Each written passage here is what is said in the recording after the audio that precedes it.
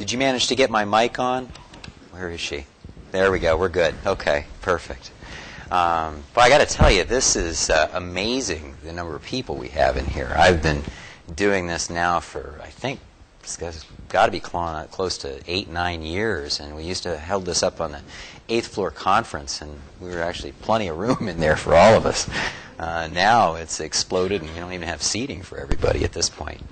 So I'm really pleased and amazed at what we've been able to do. I also apologize for not making it last year.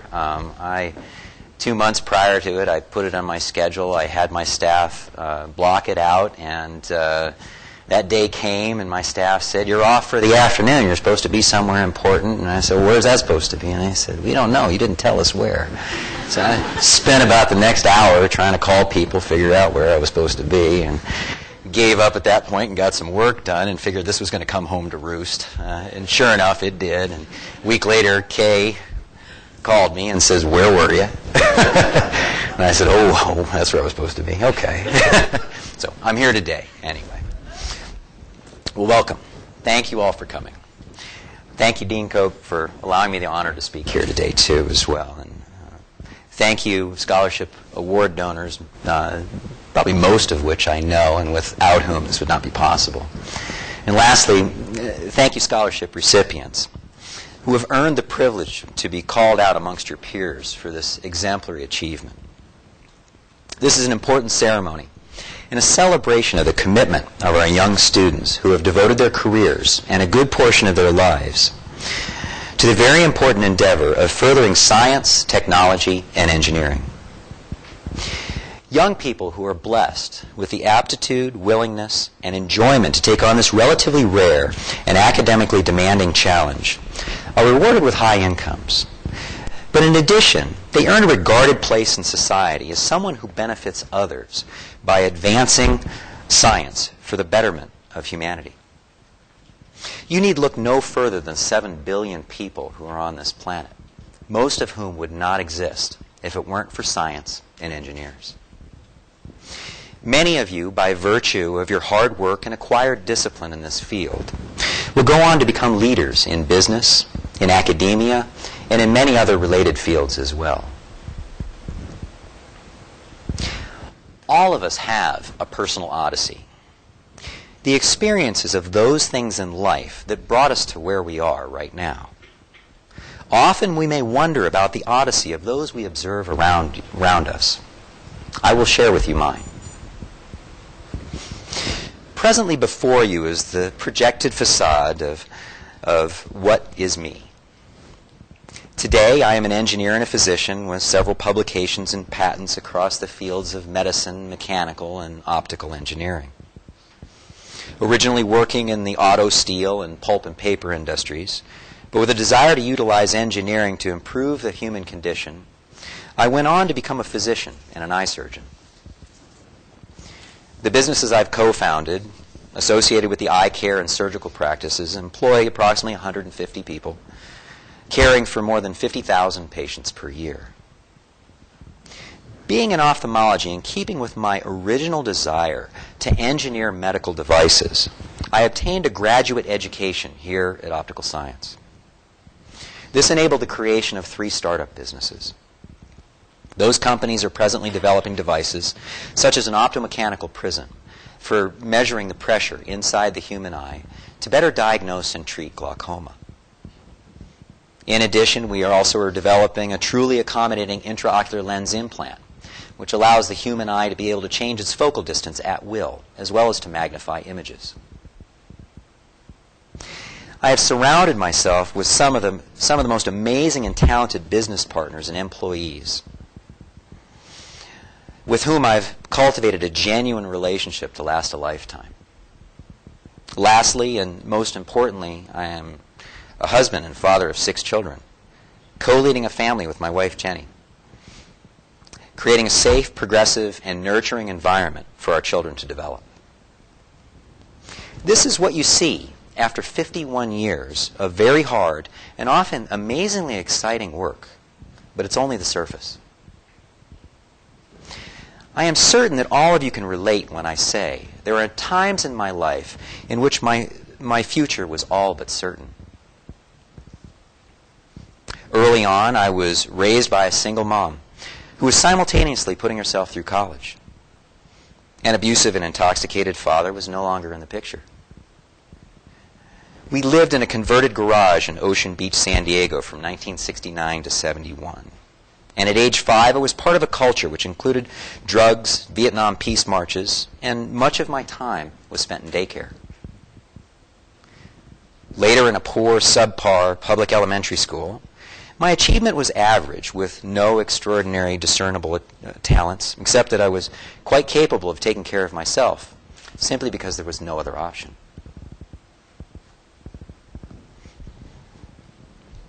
Beginning in middle school through a period of social upheaval in my mother's life, potentiated by alcohol abuse, I chose to leave her and went to live with my grandparents, searching for some stability in an industrial town near Pittsburgh.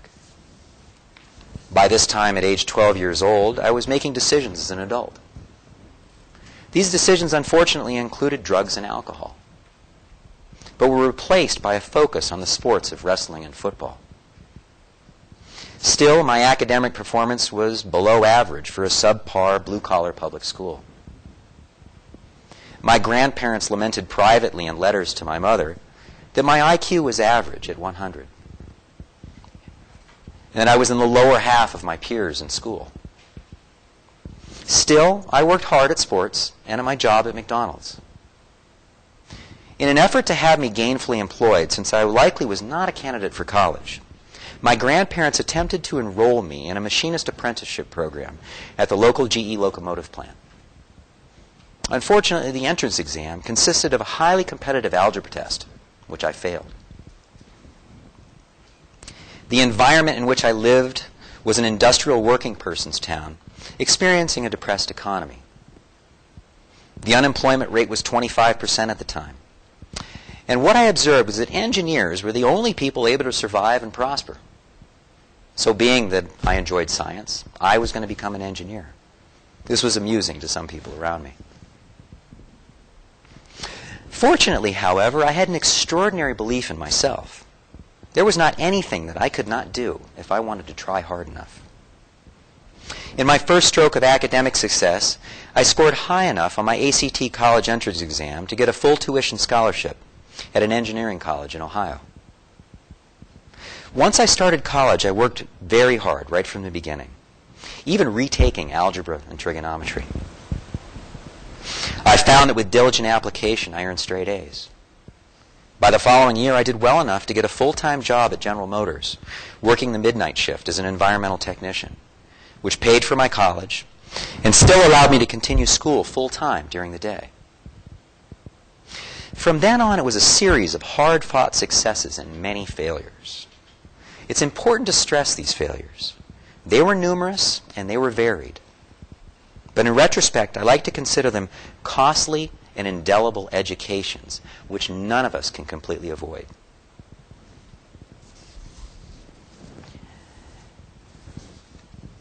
By all rights, if you were to predict my future, given my start, it would likely be bleak. My personal odyssey has provided me some extremely important lessons. The human condition, more often than not, is unpredictable. The variables are so numerous as to make the probability distribution effectively a flat line, meaning that anything can happen. As engineers and scientists, we don't like to think that way. We pride ourselves on predicting future events by quantifying observations and their interactions. As a matter of fact, we judge our successfulness in science upon our ability to mathematically predict the future. This is the basis of our scientific method. When I examine my own odyssey, I wonder about the old adage, was it nature or nurture that got me to where I am? It would seem, based upon my description, that I was a pull-yourself-up-by-the-bootstraps, self-made person. That certainly was not the case. We are all social animals, and we draw upon our social surroundings to further our understanding of the world and to better cope with adversity. This certainly was the case with me. I was heavily influenced by teachers, coaches, and parent figures. For example, I can recall the simple but profoundly shaping lessons of an enthusiastic algebra teacher, Mr. DeGiulia. connecting math to the beautiful workings of the world around us. Coaches like Mr. Cola, who instilled in me the true meaning of never quit, always persevere, and let defeat sicken you, as well as an understanding of the amount of practice and training it takes to truly become good at something. A mother who was an artist, a grandmother who was a writer and a poet, whose influence gave me a unique creativity and a perspective uncommon amongst my fellow engineers. A grandfather who was a World War II Army Air Force pilot and trainer, who instilled in me through flying the exactness and surety needed in making critical decisions. A mentor, Dr. Sakura, who challenged me to come up with creative engineering designs, as well as Dr. Brick, who taught me the workings of a successful medical specialty practice. Not to mention, even here, Jim Schweigerling, who has been an encouraging sounding board for optical and ophthalmic designs for me for over 2 decades. My wife, Jenny, who has never lost faith in me, even though at times I may have lost it myself.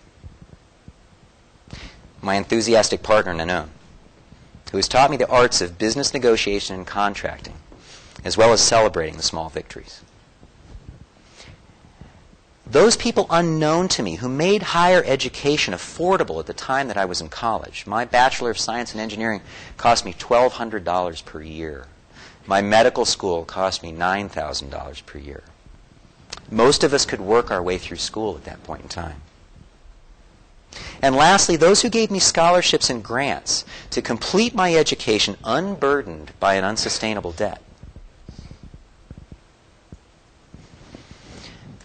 What I'm saying is that talent, even extraordinary talent, can come from anywhere, even the most unexpected places.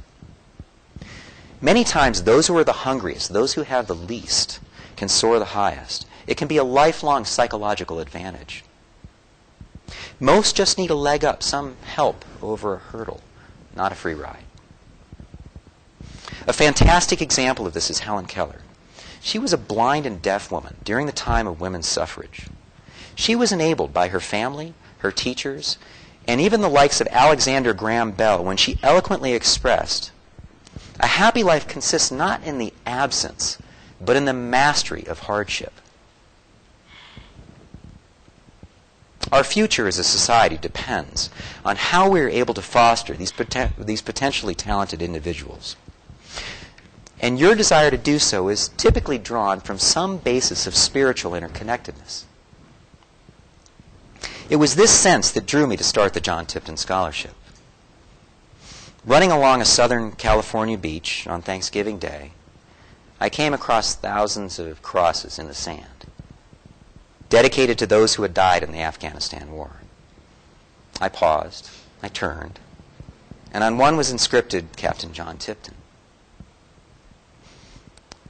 On this Thanksgiving Day, it occurred to me that this person and his family had sacrificed for me, and in doing so, had accepted the duty of service, even the possibility of never coming home to their family. This profoundly sad and inspirational moment was the genesis of what would become the John Tipton Scholarship, giving a leg up to those in need while honoring those who have dutifully given so much. Although monetary giving is helpful in today's ever-increasingly expensive higher education, assistance is often not monetary. It can be as a teacher or a mentor, which we all are all of the time. Displaying the knowledge, enthusiasm, and genuine interest in others.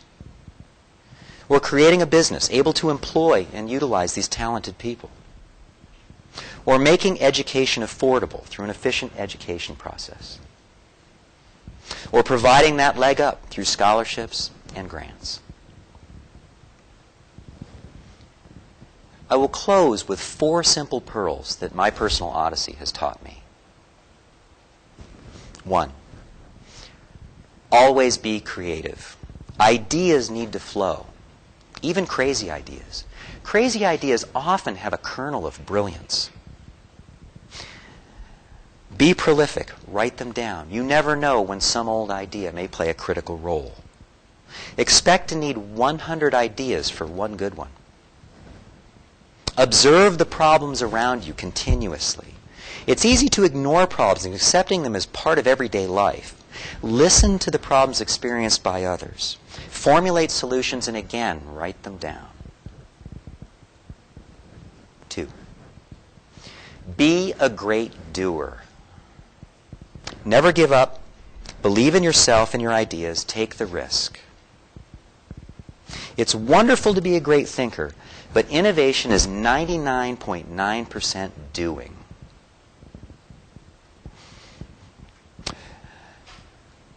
Great ideas are thought of every day by many people. Ideas that would even change the world. Without great doers, unaccepting of failure, these ideas die in the graveyards of people's minds, in journal articles, and in company studies. Believe in your idea with a religious fervor and make it happen. 3. Remember, when it's all said and done, remain humble. It was never really about you, but it was about those around you and what you were able to do for them. As a young man, I wrote this poem while struggling with purpose in life. Only one drop. Life is as a stone cast from God's omniscient hand into the waters of the essence of life, only to affect for the briefest instant, only time to discern the slightest change. Once past, however, repercussions continue eternally, growing, spreading, and changing all forever. 4. Lastly, and perhaps most importantly, have fun. Enjoy what you do. Again, the notable unlikely success Helen Keller expressed. Life is either a daring adventure or it's nothing at all. I encourage you to stretch yourselves and live more away from security and comfort. This is what makes life memorable, not just for you, but for those around you. Thank you.